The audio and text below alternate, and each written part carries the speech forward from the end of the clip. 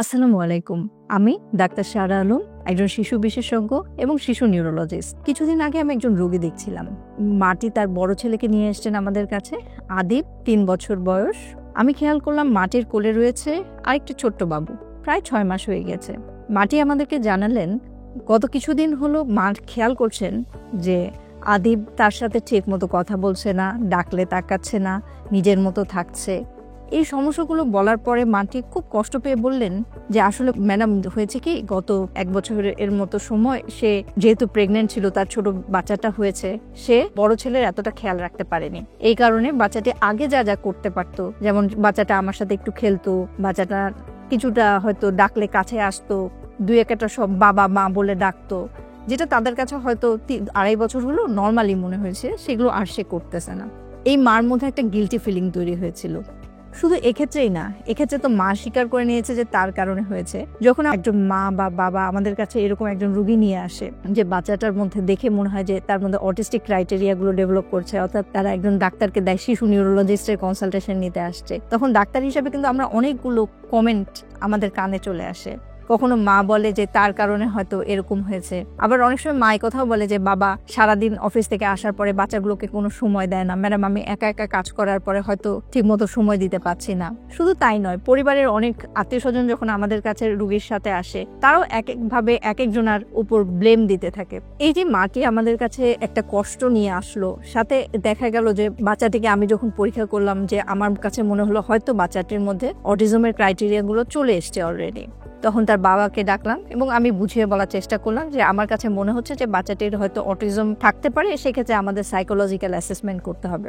তখন বাবাটি দেখা গেল যে কিছুটা অ্যাডামেন্ট হয়ে বলল, না ম্যাডাম, আমার বাচ্চা তো ২.৫ বছর পর্যন্ত একদম পুরোই ভালো ছিল, তার তো অটিজম হইতে পারে না। এরকম অনেক ক্ষেত্রেই হয় যে সাথে যখন আসে যে হচ্ছে তার দাদা দাদি আসে বা আত্মীয় স্বজন যারা আসে, তারা বলে না তাদের বাচ্চা একদমই ভালো ছিল, এরকম হইতে পারে না, অটিজম হইতে পারে না। অথবা তারা বিভিন্নভাবে একজনের উপর দোষ চাপানোর চেষ্টা করে, কখনো মার উপরে, কখনো বাবার উপরে, একজন এক একজন ভাবে দোষ দিতে থাকে। তাহলে কি সত্যি অটিজম ২ বছরের পরে আসতে পারে না বা হইতে পারে না বা ডায়াগনোসিস হইতে পারে না? এটা আসলে দেখতে হবে আমাদেরকে, কারণ আমাদের মধ্যে বলা আছে যে অটিজমের কিন্তু প্রকাশ পাওয়ার মেইন যে সময়টা আমাদের কাছে আছে সেটা হচ্ছে ২ থেকে ৩ বছর, সবচেয়ে ক্রুশিয়াল পিরিয়ড। তার মানে কি অটিজমটা ২ থেকে ৩ বছরের মধ্যেই শুরু হয়, নাকি এই প্রসেসটা, যে এই যে অটিজমের যে প্রসেসটা, এটা অনেক আগেই শুরু হয়ে গেছে? এই যে ২ থেকে ২.৫ বছর বয়সে হঠাৎ করে বাচ্চাটা কথা বলা বন্ধ করে দিল, চোখে তাকানো বন্ধ করে দিল, এর পিছনে কার দোষ? মায়ের অবহেলা, বাবার অবহেলা, পরিবারের অন্যান্যরা না দেখা, অতিরিক্ত গেজেট ব্যবহার করা, এগুলোই কি শুধুমাত্র একটা বাচ্চার মধ্যে অটিজম তৈরি করতে পারে?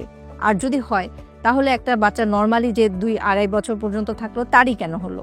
এগুলো সবগুলোর উত্তর আমি ছোট্টভাবে আজকে ব্যাখ্যা করতে চাচ্ছি, যতটুকু সহজভাবে পারা যায়। আমরা জানি যে অটিজম হচ্ছে এমন একটা রোগ, আমরা বলি, ইংলিশে বলি once a disease always a disease, অথবা once a disorder always a disorder. অর্থাৎ কোনো বাচ্চার মধ্যে যদি অটিজম থাকে, তাহলে ধরে নিতে হবে এই বাচ্চাটা যখন ভ্রূণ অবস্থায় ছিল তখনই তার মধ্যে অটিজমের সমস্যা বা অটিজমের যে প্রসেস সেটা শুরু হয়ে গেছে। অর্থাৎ যখন আমরা ফার্স্ট ট্রাইমেস্টারের মধ্যে থাকি, আমরা বলি যে এই সময় যদি কোনো চেঞ্জ হয়, সেটা জেনেটিক চেঞ্জ হতে পারে বা এনভায়রনমেন্টাল কোনো চেঞ্জ হতে পারে, মায়ের উপর স্ট্রেসফুল কন্ডিশন থাকতে পারে, মা প্রেগনেন্সির সময় যদি কোনো স্পেসিফিক ড্রাগ নিয়ে থাকে সেটার কারণে হতে পারে, বা যে কোনো কারণেই হোক। কারণ আমরা জানি যে অটিজম নির্দিষ্ট কোনো কারণে হয় না, অটিজমের অনেকগুলো কারণ রয়েছে। সেই প্রসেস শুরু হয় অনেক আগে, ভ্রূণ অবস্থাতেই। সেটা প্রকাশ পেতে সময় লাগে কারো ২ বছর, কারো ২.৫ বছর, কারো ৩ বছর। এইটা ডিপেন্ড করে তার সিভিয়ারিটি কতটুকু, সে তার এনভায়রনমেন্ট থেকে কতটুকু স্টিমুলেশন পেয়েছে, এইটার উপরে। সংক্ষিপ্তভাবে যদি আমি বলি, মেডিকেল ভাষায় বলি, যে একটা বাচ্চার যতটুকু ব্রেন কাজ করবে, অর্থাৎ ব্রেনের যে সেলগুলো থাকে, সেগুলো অ্যাডিকুয়েটলি তৈরি হয়ে যায় আমাদের জন্মের সময়।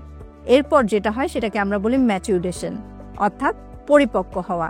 ব্রেনের যে সেলগুলো আছে, নিউরনগুলো একটা আরেকটার সাথে যে যোগাযোগ ব্যবস্থা স্থাপন করে, সেটাকে আমরা বলি সাইনাপস তৈরি করা। অর্থাৎ আমাদের নিউরন একটা নিউরনের সাথে এই রকম করে যোগাযোগ তৈরি করে, অর্থাৎ একটা আরেকটার সাথে বাইন্ড করে করে করে সাইনাপস তৈরি করে যোগাযোগ করে। নিয়ম অনুযায়ী একটা বাচ্চা, আমরা জানি যে জন্মের পরে কি হয়, সে চোখ খুলে তাকায়, প্রথম ১.৫ মাস দেখা যায় যে একটা বাচ্চার কোনো রেসপন্সই থাকে না, শুধু খাওয়া ঘুমানো ছাড়া আর প্রস্রাব পায়খানা করা ছাড়া। তারপর আস্তে আস্তে কি হয়, সে চোখ মেলে তাকায়, হাসে, এদিক ওদিক তাকায়, শব্দ হলে তাকায়, ঘাড় ফিরিয়ে নেয়, আস্তে আস্তে সে ঘাড় শক্ত করে, তারপর বসতে শেখে, হাঁটতে শেখে, তার মধ্যে বিভিন্ন রকম অনুভূতি আসে, বাব্বা মাম্মা বুবু উ করে খেলা করে, হাত পা ছুঁড়ে। এই যে তার অনুভূতিগুলো তৈরি হয়, অর্থাৎ তার ব্রেনের মধ্যে নতুন নতুন নতুন নতুন সিনাপস তৈরি হয় এবং ব্রেন মাইলিনেশন হয়, আমরা বলি ম্যাচিউর হয়। মানে এই যে সিনাপস তৈরির প্রসেসটা, এটা চলতে থাকে সাধারণত 2 বছর পরে। এই সময় হাজার হাজার লাখ লাখ সিনাপস ব্রেনের মধ্যে তৈরি হতে থাকে। একটা সময় পরে যেটা হয়, যেটা নর্মাল একটা ব্রেন করে, কি একটা বাচ্চার ক্ষেত্রে ফুল ম্যাচুরেশন, অর্থাৎ তাকে অ্যাডাল্ট বুদ্ধির দিকে নিয়ে যাওয়ার জন্য যেটা হয়, সে যতগুলো সাইনাপস তৈরি করেছিল, অর্থাৎ যতগুলো যোগাযোগ তৈরি করেছিল, এর মধ্যে যেগুলো সে দরকারি সেগুলো সে রাখবে, আর যেগুলো সে দরকার নেই সেগুলো সে ডিলিট করে দিবে, অর্থাৎ সেগুলো সে নষ্ট করে ফেলবে, অপ্রয়োজনীয়গুলো। এবং প্রধান যে আমাদের অটিজম বাচ্চার সাথে একটা নর্মাল বাচ্চার যে পার্থক্যটা তৈরি হয়, এটা এখান থেকেই তৈরি হয়। অর্থাৎ 2 বছর পরে যখন নর্মাল ব্রেনে সিনাপসগুলো নতুন সিনাপস হওয়া বন্ধ করে এবং অপ্রয়োজনীয়গুলোকে আস্তে আস্তে ডিলিট করতে থাকে, সেই ক্ষেত্রে আমাদের দেখা যায় অটিজমের বাচ্চার ব্রেনের মধ্যে কন্টিনিউয়াস সাইনাপস তৈরি হইতেই থাকে। ফলে তারা ইনফরমেশনগুলো প্রসেসিং করতে পারে না, গ্যাদার করতে পারে না। তারা যে প্রিভিয়াস যে ইনফরমেশনগুলো তাদের মধ্যে স্টোর ছিল, জমা ছিল, সেই ইনফরমেশনগুলোকেও তারা আর প্রকাশ করতে পারে না। অর্থাৎ কি হয়, তার আগে যে আই কন্ট্যাক্ট যতটুকুই ছিল সেটা আস্তে আস্তে কমে যায়। তার কথা বলার যতটুকুই স্পৃহা ছিল বা যতটুকুই তার নলেজ ছিল তার ব্রেনের মধ্যে স্টোর, সেটা আস্তে আস্তে কমে যায়। এবং বাকি যে দেখা যায় যে অটিজমের যে ফিচারগুলো, অন্যদের সাথে মিশতে না পারা, সামাজিক যে যোগাযোগগুলো থাকে, তারপর তার আচরণগত যে সমস্যাগুলো থাকে, সেগুলো আস্তে আস্তে অন্যরকম হতে থাকে। এটাকেই আমরা বলি অটিজম রিগ্রেশন। অর্থাৎ অটিজমের প্রসেসটা তার শুরু হয়ে গেছে, যেটা শুরু হয়েছিল অনেক আগে, সেটা এখন প্রকাশ পাওয়া শুরু করেছে। সুতরাং বাবা মা যখন বলে যে একটা বাচ্চা 2 থেকে 2.5 বছর পর্যন্ত তার পুরো সুস্থ বাচ্চা ছিল, সেই বাচ্চাটা অটিজম হইতে পারে না, এটা আসলে ঠিক না। কারণ ওই বাচ্চার মধ্যে যে অটিজমটা ছিল, সেই প্রসেসটা আস্তে আস্তে প্রকাশ পাচ্ছে। এই ঘটনাটা কেন ইম্পর্টেন্ট? কারণ ইম্পর্টেন্ট হচ্ছে, বাবা মার মধ্যে যখন ধারণা হয়ে যায় যে 1.5 থেকে 2 বছর পর্যন্ত তার ভালো বাচ্চা হঠাৎ করে অটিজম হইতে পারে, এটার পিছনে তারা তখন বিভিন্নভাবে বিভিন্ন জনের দোষ খুঁজতে থাকে। তাদের ম্যানেজমেন্টের দিকে আগায় না যেয়ে যেটা হয়, তারা একে অপরকে দোষ দিতে থাকে। এবং বাচ্চাটার ম্যানেজমেন্টের ক্ষেত্রে এই সময়টা অনেকটা ক্রুশিয়াল একটা ইম্পর্টেন্ট ফ্যাক্টর প্লে করে। কারণ আমরা বলি যে একটা অটিজম বাচ্চাকে আপনি যত তাড়াতাড়ি চিকিৎসার আওতাভুক্ত করবেন, যত তাড়াতাড়ি তাকে স্টিমুলেট করবেন, যত তাড়াতাড়ি তাকে থেরাপির আন্ডারে আনবেন, বাচ্চাটার ইমপ্রুভমেন্ট হওয়ার চান্স তত বেশি বেড়ে যায়। সুতরাং আমরা যেটা বলি, আগেও বলেছে যে once a disorder always a disorder. তার মানে অটিজম যদি কারোর মধ্যে আজকে ডায়াগনোসিস হয়ে থাকে, সেটা 2 বছর হোক, 2.5 বছর হোক, 3 বছর হোক, এইটার প্রসেস অনেক অনেক আগেই শুরু হয়ে গেছে। এই কারণে আমরা বাবাকে, মাকে, পরিবারের অন্য কাউকে দোষ দিব না। কিন্তু হ্যাঁ, আমরা বলতে পারি তাহলে কি এগুলো কিছুই না, ও দেখলো না, মোবাইল ফোন বেশি দিল, বা বাচ্চার এটা হচ্ছে ল্যাক অফ স্টিমুলেশন, যে কারণে আমরা বলি যে অটিজমের ফিচারগুলো ত্বরান্বিত হয়। অর্থাৎ বাচ্চাটাকে কন্টিনিউয়াস উদ্দীপ্ত রাখতাম, বাচ্চাটাকে একটা ভালো এনভায়রনমেন্ট দিতে পারতাম, বাচ্চাটার সাথে কন্টিনিউয়াস খেলাধুলা করতাম, তাহলে হয়তো তার রিগ্রেশনটা ঠিক ততটা হতো না। আমার বাচ্চা আদিব যতটা রিগ্রেশন নিয়ে আসছিল, যে তার আই কন্টাক্ট একদম 0 লেভেলে চলে আসছিল, সে অন্য কারোর সাথে একদম মিশতো না, নিজের মতো থাকতো, একদম কর্নারে বসে থাকতো। সুতরাং আজকে আমি যে মেসেজটা দিতে চাই বাবা মার ক্ষেত্রে, যে এই যে আমাদের মধ্যে একটা বদ্ধ ধারণা, পারিবারিক ভাবে হোক, সামাজিক ভাবে হোক, আমরা এটা মানতে চাই না যে আমার বাচ্চার অটিজম হইতে পারে না, এটা থেকে বের হয়ে আসতে হবে।